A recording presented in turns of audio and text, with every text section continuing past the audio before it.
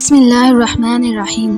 امام زین العابدین علیہ السلام فرماتے ہیں کہ جب نوح علیہ السلام کشتی بنا رہے تھے تو ایک مومنہ بوڑھی عورت روز اللہ کے نبی کے پاس اپنی گٹھڑی لے کر آتی اور کہتی، اے اللہ کے نبی، کب کشتی روانہ ہوگی؟ نوح علیہ السلام فرماتے، ابھی دیر ہے۔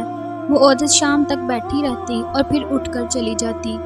ایک دن نوح علیہ السلام نے فرمایا کہ اے عورت، جب جانا ہوا تو تمہیں بتا دیا جائے گا۔ یہ عورت واپس چلی گئی اور انتظار کرنے لگی کہ کب نوح علیہ السلام بلائیں گے۔ اسی دوران عذاب آ گیا اور کشتی روانہ ہو گئی، لیکن نوح علیہ السلام نے اس عورت کو نہ بلایا۔ ظاہری طور پر نوح علیہ السلام کو اس کو بلانا بلا دیا گیا۔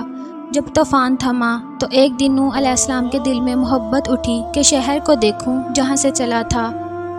وہاں آئے اور قریب جا کر دیکھا تو ایک جھونپڑی میں دیا جل رہا تھا۔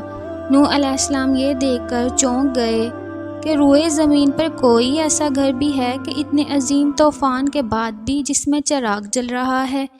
انہوں نے وہاں تکبیر بلند کی تو وہ عورت سامان لے کر آ گئی اور کہنے لگی، یا نبی اللہ، کیا کشتی تیار ہے؟ چلیں۔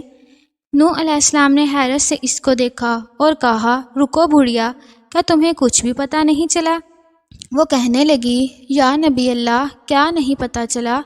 کہا، اتنا بڑا سیلاب آیا، بارش آئی، تمہیں کچھ بھی پتہ نہیں چلا؟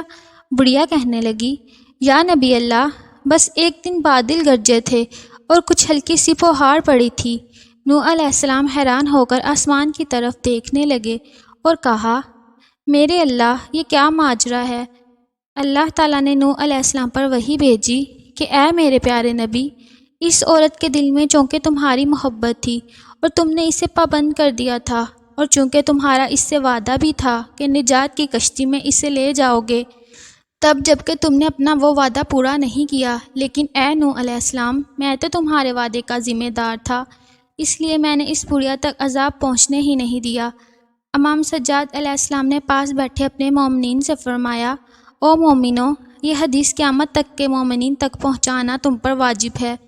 انہیں بتا دو کہ جس نے ہم سے محبت کی، قیامت کا عذاب ضرور آئے گا، لیکن جیسے اس بڑھیا کو پتہ نہیں چلا، ہمارے مومنوں کو بھی پتہ نہیں چلے گا کہ کب قیامت آئی اور کب چلی گئی۔ سبحان اللہ۔